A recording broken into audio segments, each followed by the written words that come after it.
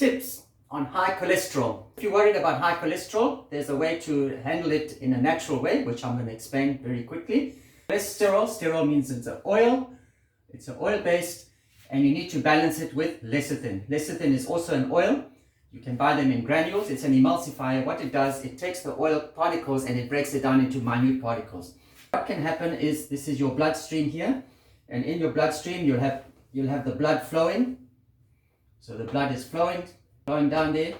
And what if you have cholesterol? Let's say this is cholesterol hanging there. And if there's too much cholesterol, you need to add some lecithin for the lecithin to come and bond with it, and it will break it down. Because if the cholesterol is too big, it won't be able to go through the blood vessels into where you need it to go, or go through the system. By putting the lecithin in there, it breaks it down into small particles and it goes through. That's the whole idea of using lecithin. Lecithin is so that the cholesterol breaks down. Now, if you've had inflammation in your blood vessels, the blood vessels now are inflamed. They say there's inflammation here. What can happen is the cholesterol now can come and get stuck here. As it gets stuck here and more gets stuck here, and then you have calcium that gets stuck on the cholesterol, eventually you can have what is called a blockage. So the blockage, and your blood pressure goes up because of the blockage.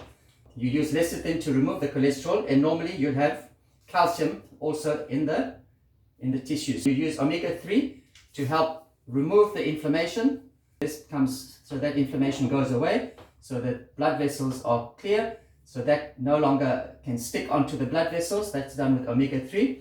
And then you take vitamin D and vitamin K2 to take the calcium out, and the calcium goes out, and the K2 takes the calcium to the bones. Here's your solution, a tip on high cholesterol: lecithin granules, omega-3, vitamin D, and vitamin K2.